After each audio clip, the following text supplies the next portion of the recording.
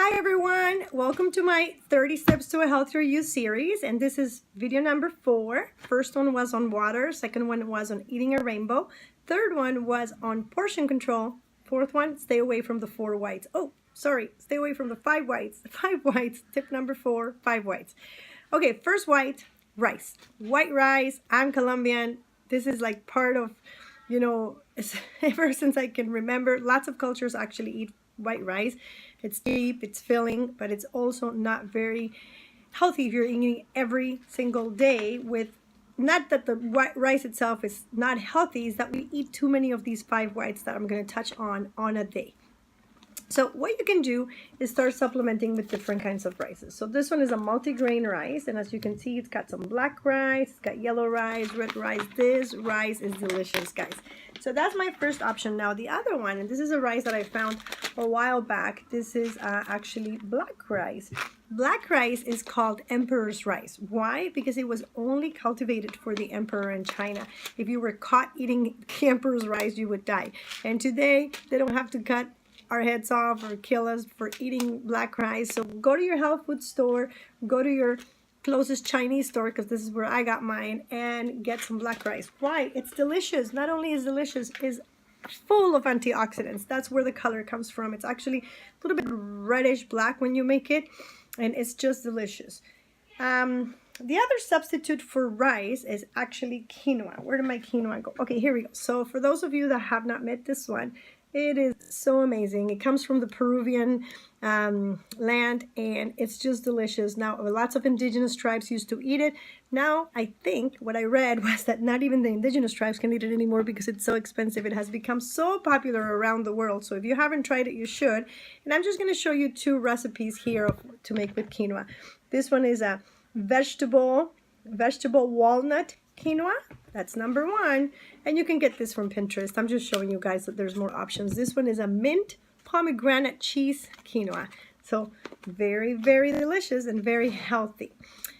Next thing you need to substitute, number 2, pasta, white pasta. What do? Whole wheat pasta. Now, there's also a lot of other pastas that you can get. You don't have to get the whole wheat. If you taste better, you can actually get rice noodles, rice pasta. It's really nice, it's lighter, it's easier to cook.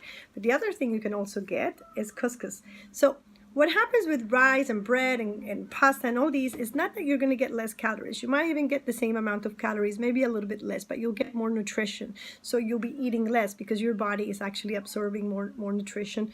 And making you feel fuller. Again, remember to eat slow. I did a whole seminar on this about how to eat less, and so it's more about eating slowly. It's not about eating less. If you eat slowly, you're going to eat less. Bread, whoa, croissant. Who doesn't love one of these? So they're still in my house. Mom loves them. She buys them for Mateo. I don't still agree with white bread anymore. I run away from it, but what you can get is just rye bread. Rye bread is delicious. Sometimes to change rye bread, I change it. This one is actually a flaxseed bread. Flaxseed is amazing for lots of things, including joint health and brain health. It's got rich in omegas, so you want to switch to something like a flaxseed or a rye.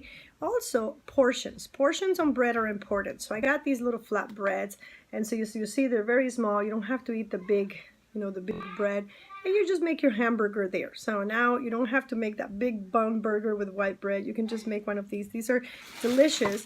In Canada, we actually call them Blue Menu. I don't know if you're watching from the States. They might be called different, but it's delicious, and it's got half the calories of what you need. Sugar should not substituted for anything. You should just cut it out of your diet because it's in everything, right? But if you still have to do sugar with your coffee or sugar in your desserts or your cookies or whatever you're making, switch to stevia. So stevia is the option to go.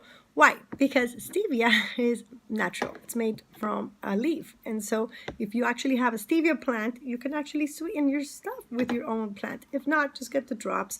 They are the healthiest option. Do not substitute. I'm going to give you right now a quick recipe for the pancakes. So instead of using that very cheap syrup that we buy, or I used to buy Aunt Jemima, not to say any brands, but anyway, that's the only one I think we all know.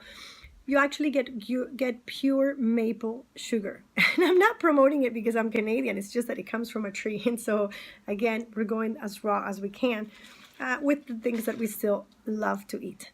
Pancake flour. Do not buy pancake flour.